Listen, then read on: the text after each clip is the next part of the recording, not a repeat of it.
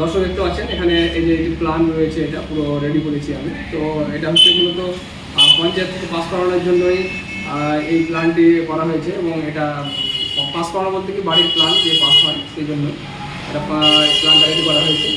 তো আসলে হচ্ছে কি যে এই যে দেখতে পাচ্ছেন এখানে আমার বন্ধু সুনীল মণ্ডল, তো সে আমার কাছ থেকে আমার সঙ্গে যোগাযোগ করেছিল। সে একটা তার বাড়ি পঞ্চায়েত থেকে পাস করাবে তার বাড়িটা, সেই জন্য।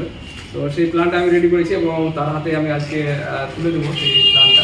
তো পুরো যা প্রসেস আছে সেগুলো করলাম, এবং সেটা নিয়ে আবার পুরো মানে রেডি হয়ে গেছে এটা প্ল্যানটা। তো তার হাতে আমি তুলে দিচ্ছি আজকে।